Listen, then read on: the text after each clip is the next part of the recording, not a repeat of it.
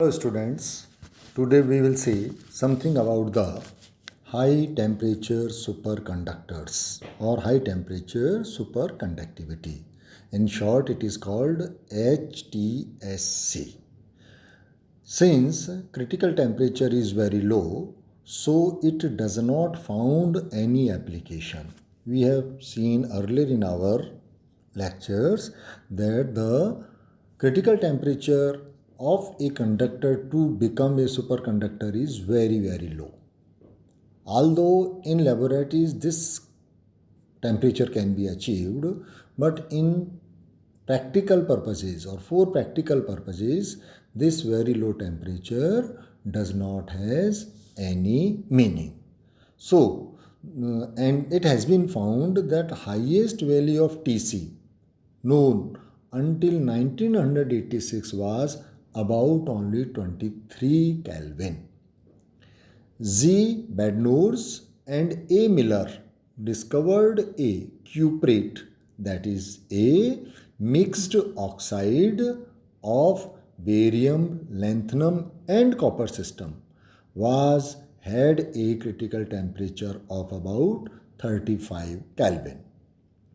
Another high temperature superconductor, that is the yttrium barium copper oxide, was discovered in 1987 by Chinese and American scientists.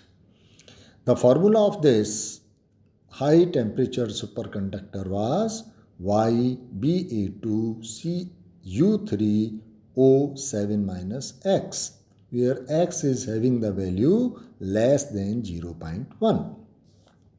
The Tc of this yttrium superconductor was found 93 Kelvin. This superconductor called yttrium barium cuprate. What is it called? Yttrium barium cuprate. And most of the times it is designated as 1:3 system. Why it is called 1:3 system? Because the ratio of yttrium, barium and copper in this high temperature superconductor is 1:2:3. It appears that copper is necessary for such high temperature superconductors. Most of the superconductors at high temperature which were synthesized having copper as one of the essential constituent. Then efforts were made for the high temperature superconductors other than copper were not found very fruitful. This cuprate has the perovskite structure. This is called perovskite structure. What is in this perovskite structure? This has 3 cubic perovskite units stacked one on top of the other, giving an elongated unit cell as shown in the figure. The upper and lower cubes have a barium 2 plus ion as shown in the figure at the body centered position, and the smaller cupric ion is at each corner. The middle cube is similar but has a yttrium plus 3 ion at the body center. So what we can say that in the uppermost and the lowermost layer, barium is at the cubic center and copper is at the corners of a cubic structure. Whereas in the middle shell or middle layer, you can say yttrium is at the bottom, is at the center, and copper ions are at the corners of a cube.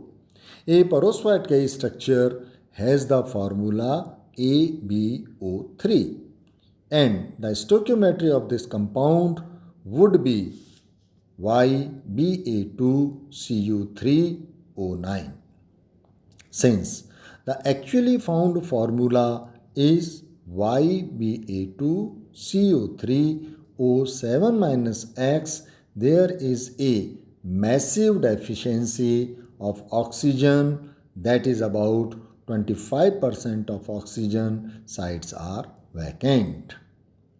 Low temperature superconductors can be explained by BCS theory, but there is no satisfactory explanation of HTSC, that is high temperature superconductors.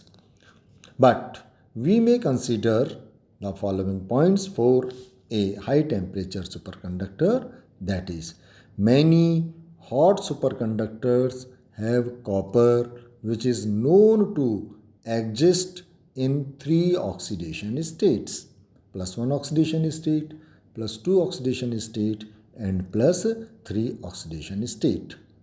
High temperature superconductors are related to perovskite structure. And third one, the oxygen deficiency is noteworthy.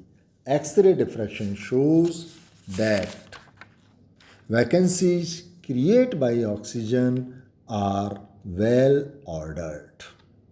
So this is all about the high temperature superconductors.